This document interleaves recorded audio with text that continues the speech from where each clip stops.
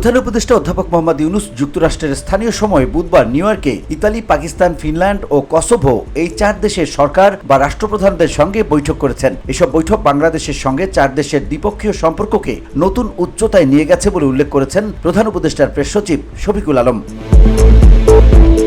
New ইয়র্কে এক সংবাদ সম্মেলনে তিনি জানান, প্রধান উপদেষ্টা আজ নিউ ইয়র্ক সফরের তৃতীয় দিনে 4 বিশ্ব নেতার সঙ্গে একান্ত বৈঠক করেছেন। প্রতিটি বৈঠক খুবই গুরুত্বপূর্ণ ছিল এবং এই বৈঠকের মাধ্যমে আমাদের সম্পর্ক ওই দেশগুলোর সঙ্গে নতুন উচ্চতায় পৌঁছেছে।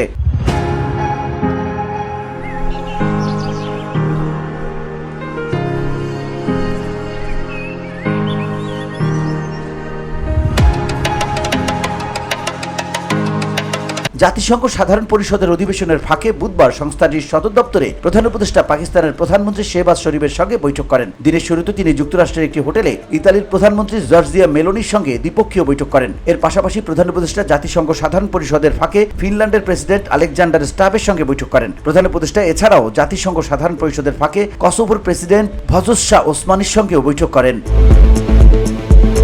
শফিকুল আলম বলেন, প্রধান উপদেষ্টার সঙ্গে অনুষ্ঠিত প্রতিটি বৈঠকে বাংলাদেশের আগামী নির্বাচন সম্পর্কেও আলোচনা হয়।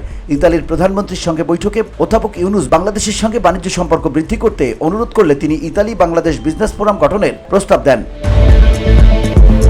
প্রেস সচিব বলেন, কসোভো একটি ছোট দেশ হলেও এর অর্থনীতি ইউরোপে দ্রুত বৃদ্ধি পাচ্ছে। 1990-এর দশকে এটি যুদ্ধবিধ্বস্ত ছিল, তবে গত 2 বছরে এটি ইউরোপের দ্রুত বর্ধনশীল অর্থনীতির মধ্যে শীর্ষে রয়েছে। শফিকুল আলম বলেন, প্রধান উপদেষ্টার ফিনল্যান্ডের প্রেসিডেন্টের সঙ্গে বৈঠকে দ্বিপক্ষীয় স্বার্থ সংশ্লিষ্ট বিষয়গুলো নিয়ে আলোচনা হয়। ফিনল্যান্ড ও ইতালি বাংলাদেশের গণতান্ত্রিক রূপান্তরের প্রতি তাদের সমর্থন পুনর্ব্যক্ত করেছে এবং ইতালির প্রধানমন্ত্রী জর্জিয়া মেলোনি আশা প্রকাশ করেছেন যে তিনি আগামী ডিসেম্বরে বাংলাদেশ সফর করবেন।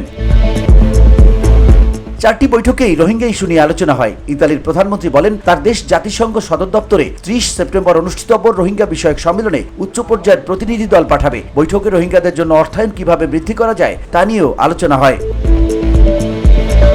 শফিকুল আলম বলেন, পাকিস্তানের প্রধানমন্ত্রী শেহবাজ শরীফের সঙ্গে বৈঠকে প্রধান উপদেষ্টা পাকিস্তানের সাম্প্রতিক বন্যায় প্রাণহানির প্রতি সমবেদনা প্রকাশ করেন। এছাড়া বাংলাদেশের সঙ্গে পাকিস্তানের বাণিজ্য ও অর্থনৈতিক সম্পর্ক নিয়েও আলোচনা হয় এই বৈঠকে।